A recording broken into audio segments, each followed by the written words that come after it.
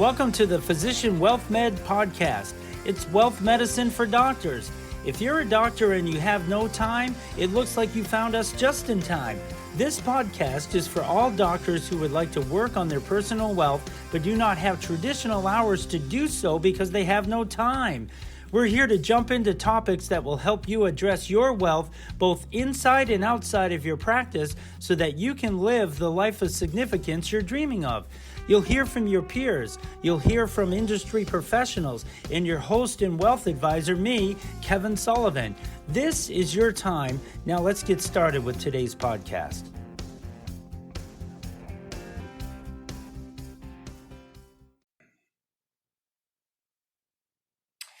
Welcome again to the Physician Wealth Med podcast. We like to say it's wealth medicine for doctors. I'm your host and wealth advisor, Kevin Sullivan. And if you don't know a little bit about my background by now, I started in the business in 1989 as an advisor. I'm also the author of the book, Managing Income in Retirement, Planning with Purpose. And we have clients, active clients in 14 different states. So that presents a unique opportunity for us to talk to you today. If you're in one of those states, we could probably work with you. But this podcast is specifically for doctors, and therefore we don't make any recommendations on the podcast. We just make sure that we're providing good financial sound content for doctors who seem to have busy schedules and have no time during traditional hours. So we try to make this available so that you can play it back when you have time. And that's what the whole key is about this. And we're so happy today to have Dr. Kenneth Kurbs with us today, a chiropractor who's been in the business for many years. His resume is just impeccable, and he just happens to be my personal chiropractor too. He's met me at all times, and I appreciate all the service that you've done for me. And when I started this thought process of doing a physician wealth meds, I definitely had him in mind. I wanted to get him as a guest on our show right away. Dr. Ken Kurbs, thank you so much for joining us today. Thanks for having me, Kevin. Appreciate it. Yes, I appreciate that. Let's get right into it. What's been your greatest challenge as a chiropractor regarding personal wealth? This is a wealth podcast for doctors, and I've always said that a lot of times doctors are busy working in their practice, especially in those early years. And a lot of times, just like us, we get busy as advisors working in our practice. And sometimes it's, do we work on our practice, or what are we doing outside the practice? And I've said a couple of times in other podcasts that your financial engine is the practice that you have, and it really affords you the lifestyle that you have and all of that. But it's the personal second financial engine of things that you do outside of your business that can really build sustainable wealth that will last for generations. So in your instance, I'd love to get your feedback on, with all the years that you've been a doctor, what is your greatest challenge as a chiropractor regarding creating personal wealth, or some of the obstacles that you've run into along the way? So let me go a little bit back in my history. Okay. So first of all, so people realize that on March 18th, which is in 3 weeks, it is the 40th anniversary of me becoming a chiropractor. So I've been in this business for a while. My first 2 years, I practiced as associate doctor down in North Carolina, and then came back up here in 1984. So I built a practice from scratch. Day one, I did not buy out a practice. I didn't take anybody else's practice over with. I started out on my own, and my practice grew quite rapid right from the start. Realize again, I was the first new chiropractor to come into town in 25 years. I came in with a much fresher look, a very different approach as far as from a diagnostic standpoint and an evaluation point. So that really allowed my practice to grow. So in my early years, it was like, okay, I just got to pay off the debt, school loan debt, starting a business debt, all that type of thing. And when I first initiated my practice, I was still single. I did get married within the next year. So that changed the dynamic of what happened with growth. So it was just pay your bills and save some money on the side. Probably the best thing that I ever did was to discipline myself enough to put a specific amount of money aside every week. So it was like that money went out first before anything else went. So to build accounts from that perspective. One of the biggest challenges probably in the practice, I always was a proponent of keeping my overhead low, which I think is a key. And that's a problem that so many doctors in whatever aspect of the healthcare professions they go in tend to get into very high overheads. And that's puts a tremendous amount of pressure on your profit margins. So by running a cash-based practice and keep my overhead low, I was also able to keep my staff to a very minimum too. So I wasn't paying out huge amounts in payroll, even when my practice grew and got much successful. we were still able to do it because of the nature of what happens. With technology today, it's so much better because you've got a computer. We didn't have computers at that time. You've got the computer, you've got electronic health records, you've got automatic processing of credit cards, you've got all those type of things that I didn't have any of that stuff back in that day. I wish I would have had the technology today back 40 years ago, and things would have been, it would have been a very different type situation. There's a lot in what you just said. Give us an idea of how old were you when you started your practice back in 1983? Let's see. I was 27 years old when I started my practice. You got married at 28. Got married at 28. Yeah. That's awesome. And so that was a lot to take on. Okay. Because first of all, in my educational background, the one thing that although I'm very competent as the clinician and as the chiropractor practicing what I did, but I got little to no background in business, in running a business, and establishing a business. And so then even when I went into the associateship practice in North Carolina, which was a huge practice, I was one of 3 doctors. We were seeing on average of 250 patients per day in that clinic. It was a very large, all personal injury based practice, which was, again, we'll talk about the other time. But so when I came into Lockport to start my own practice, I had no idea what I was doing. So the 3 people that helped me, first of all, I was looking for office space. All right. So I finally nailed down my initial office space, and the landlord is the one who probably guided me the most. He knew I was a newbie. He knew he had some level of confidence in me. I had experience behind me, so I wasn't coming in right out of school. He then got me directed towards a banker and then an attorney. And between a banker, attorney, my landlord, and an accountant, they're the ones that literally handled getting the business established. Okay. And thank God for them, because had not a clue of what I was doing. I knew what I had to do from the practitioner standpoint, but I didn't know what I had to do from the actual running of the business and paying taxes and just, setting up bank accounts and tax ID numbers and all of that stuff. I just was clueless. And I think that's one thing where medical schools, dental schools, chiropractic schools in the healthcare professions severely lack in their training, is that you are setting these people out in the world to be business people, and yet you're giving them virtually no background in that at all. So that's an excellent hopefully point. Hopefully changed a little bit, but I don't think they've changed enough to really make that significant difference. Yeah. And that goes to the value of a team. We have another podcast on that about having the value of a team with all those people around you. You center stage to be the focus of everything that you need to do to get your job done. And we see that a lot in the financial industry too, where you have advisors that might work in like a bank setting or in a larger practice, and they're very good at what they do. And the thought of breaking away to be a business owner, to add that to the plate, scares a lot of people. Yeah. And with some doctors too, I'm thinking maybe we'll just stay in this practice and do that because I don't have that confidence or that knowledge to break off on my own and now pay the light bill, get set up with another tax ID number, and those efficiency that need to happen. And what impresses me most about you is how you built it from scratch. You didn't to buy a practice, like you said. And that was things that I was discouraged against. I was told, oh, you're never going to be able to do that.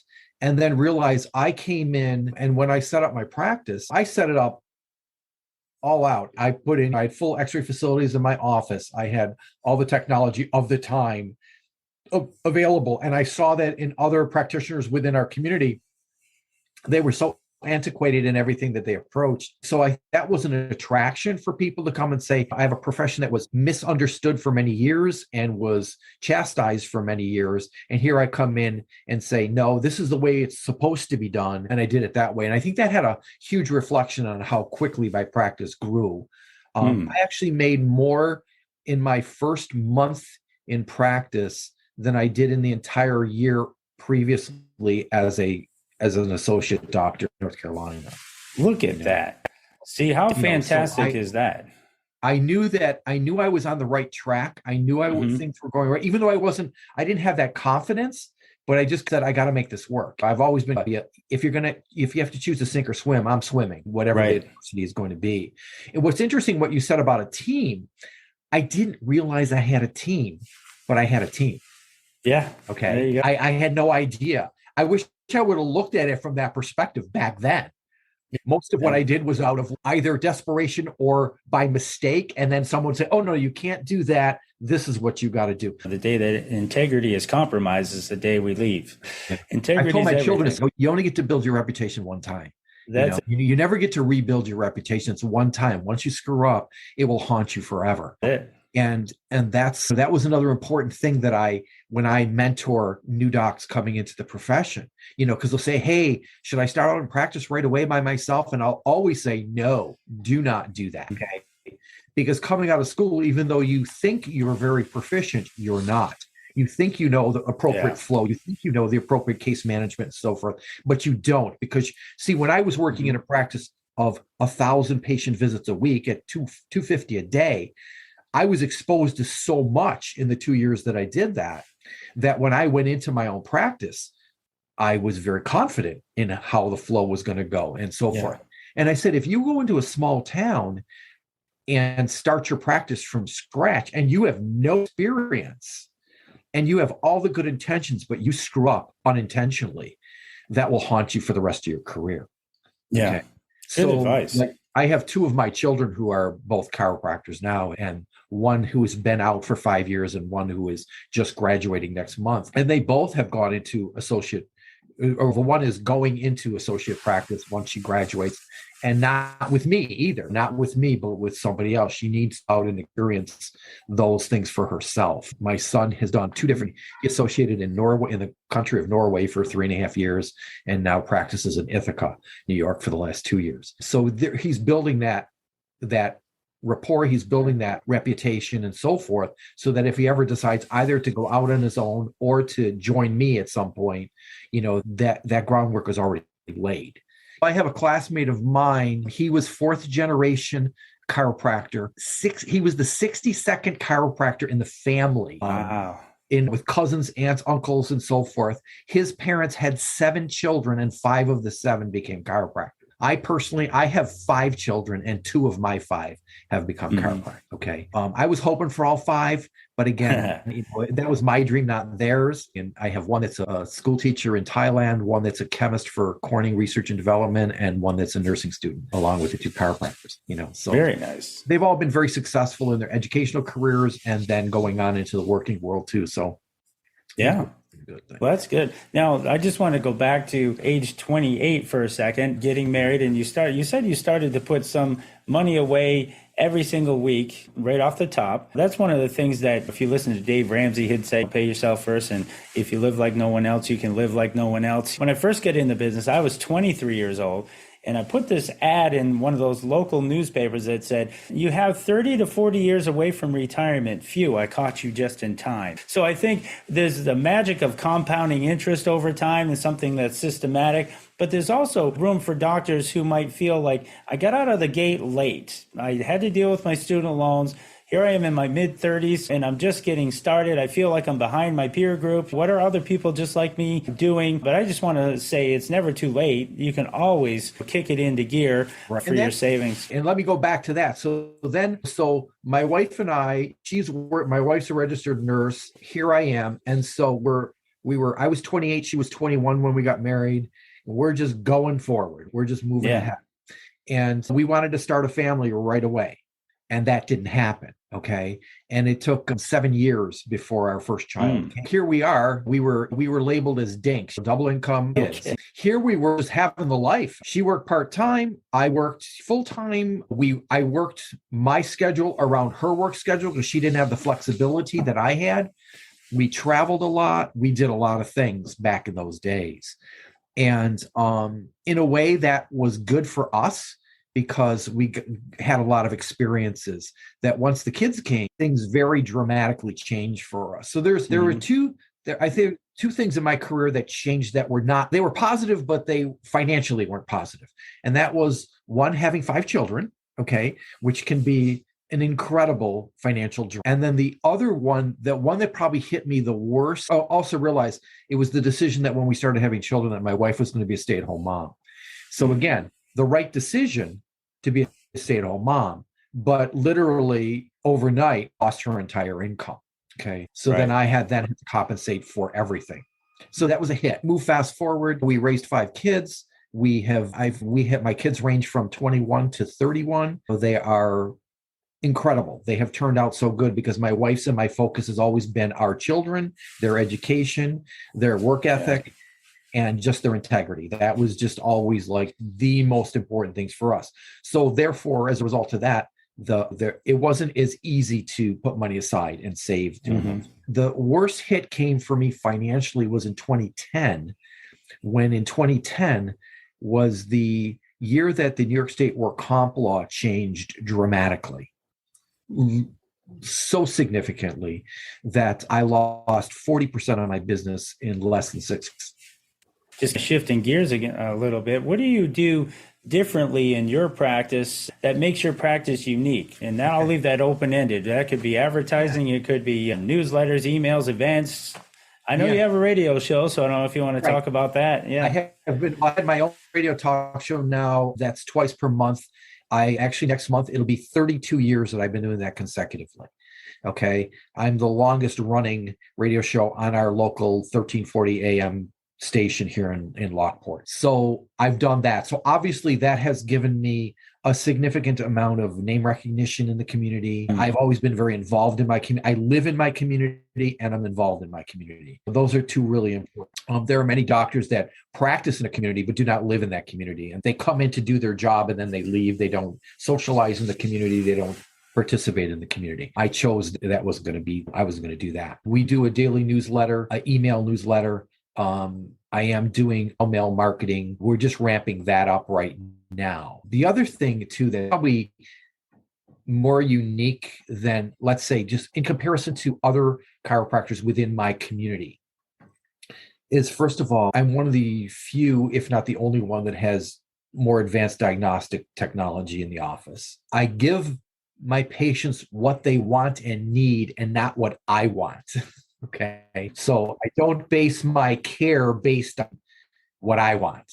It's what they need and what they want. So that's something that happens so many times in healthcare in general, as far as we've gotten into such a crisis within our healthcare society, as far as insurance. So for an example, my father, who just passed away 3 weeks ago at the age of 94, amazing guy, had a wonderful life, but he was hospitalized for 6 days, 6 days in the hospital. $30,000.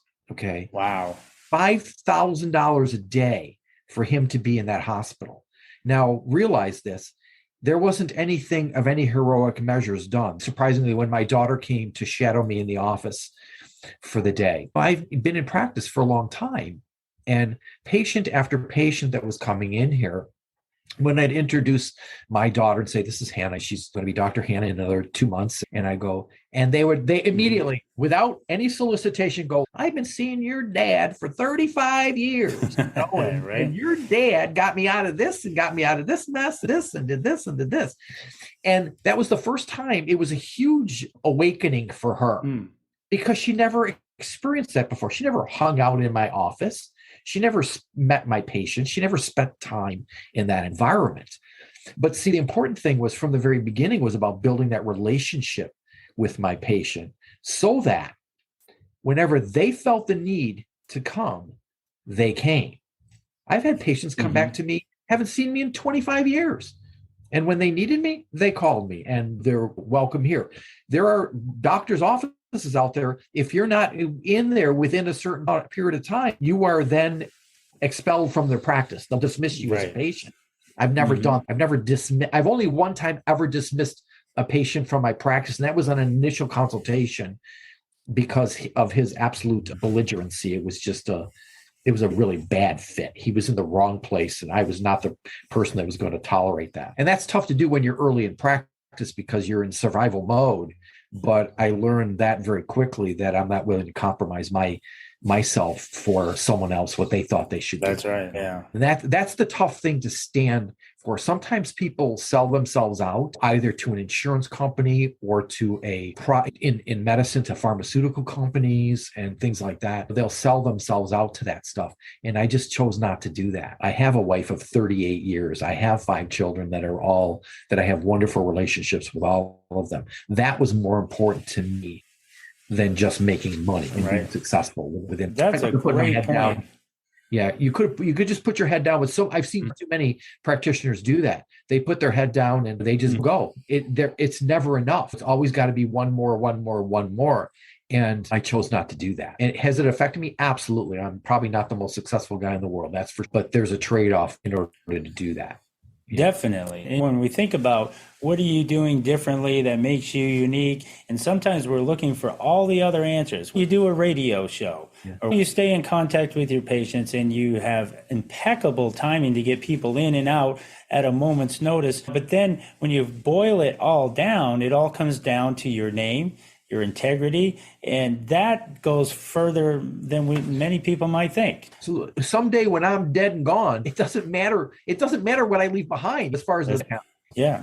Because your integrity has rooted you so that the patients trust you and they know that they can, even when you say it comes back in 25 years, you still make room for them versus fill out this form you have to apply to be a patient again. And what I say to people is just stay focused. Just put all your effort into your specialty, what you do. If you're a podiatrist, be the best possible podiatrist you can and don't get distracted by all the other outside stuff that's coming at you, because it's always coming at you. There's always a new product, a new deal, a new whatever that's going to make you a lot of money and do all those things. But there's also the trade-off with that. There's a lot of freedom being able to say yes to all the right things and no to the things that you need to say no to. It's liberating too. Once you know where that focus is, you can say, okay, here's yes to all of that and no to everything else. Yeah. And what happens, the no's become, the older I get, the no's become far more prevalent than the yeses. There's very few new things I will take on. And again, my practice has gone through different phases. I have 40 years in practice. Am I working at the same pace and level that I did back 20 years ago? Absolutely not. Do I need to? Nope. I like it the way I have it. I have a very personalized practice. From experience, you know what? If you don't see me for a year, you can call me or text me and say, hey, can I get in today? The answer is usually no problem. Okay. Yeah. And this is a true statement, everyone. that is just the way I work. Okay. Yeah. Once you are established as a patient in my office, I will see you no matter what. And only with a few exceptions.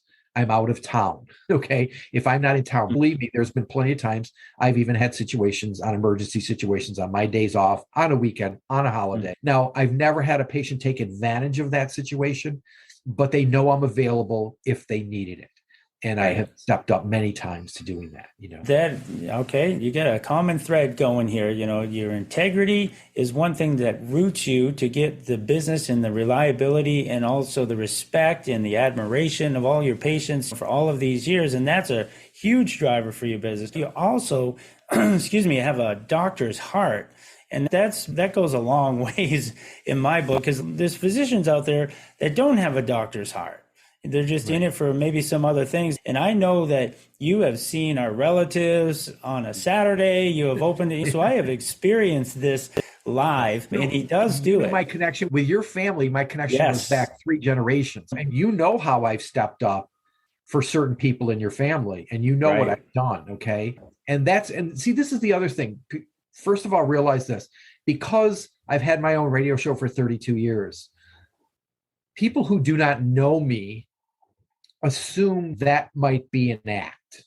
Okay. What people don't realize is that the way I am here with you right now, the way I am on my radio show, is the way I am in my backyard when someone's coming to visit. Okay. I don't have alter personalities. I don't get on the show when I need to. It's just be yourself. It makes life a whole lot easier that way. I don't have to realize what situation I'm in and how I have to perceive myself. So the way I dress, the way I act, the way I go about life. And what would you like to close this out with? Probably the best thing is just trust yourself. One of the best things that I have done, I do a lot of reading and stuff like that. And a little over a year ago, my daughter Hannah, who is the one who's becoming a chiropractor next month, gave me for Christmas a book called The Daily Stoic, by Ryan Holiday. Ryan Holiday is the author. And it's about Stoic philosophy.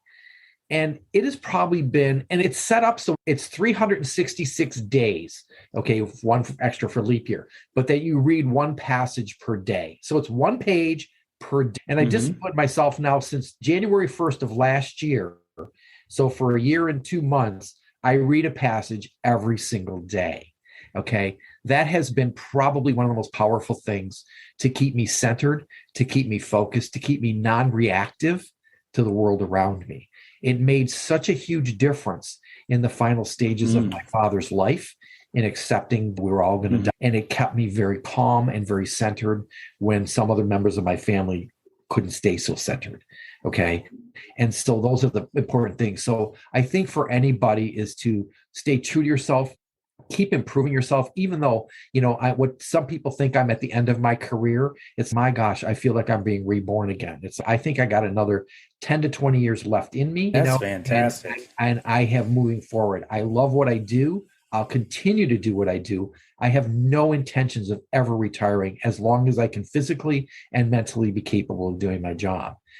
And also I take care of myself too. I practice what I preach, from being under regular chiropractic care to being very strict about my diet and my exercise program so that I don't end up like so many people that I treat throughout my entire career. Coming to me when it's too late, it's tough. You need to start as early as you can. Just like with financially, the earlier you start, the better. It's no different with your health. The earlier you start, the better the payoff is going to be down the road. There's nothing like living a life of wellness all along the way. In every aspect of that life, whether it be health, money, relationships, and so forth, all of that. It's a total package. Yeah. There you have it. Only the best, ladies and gentlemen. This has been Conversation with Dr. Kenneth Kurbs, very well-established chiropractor in our community. I just want to thank you so much today. Take your time to share with us these great insights. I'm looking forward to hearing more. I'd love to do this again with you. Thank you so much. Anytime, Kevin. All right. Thank you. Had a great day. Thanks. Okay. Dr. Kenneth Kurbs is not affiliated with or endorsed by LPL Financial or Physician Wealth Meds. Securities and advisory services offered through LPL Financial, a registered investment advisor, member FINRA and SIPC. The opinions voiced in this podcast are for general information only and are not intended to provide any specific advice or recommendations for any individual. To determine which strategies or investments may be suitable for you, consult the appropriate qualified professional prior to making a decision. That's our podcast for today. And remember, if you're not working on your personal wealth, who is? Please share this podcast with your friends and colleagues and make sure you subscribe, like, and share. Any questions about what you heard today, please send an email to kdsullivan@lpl.com. Physician Wealth Meds, wealth medicine for doctors.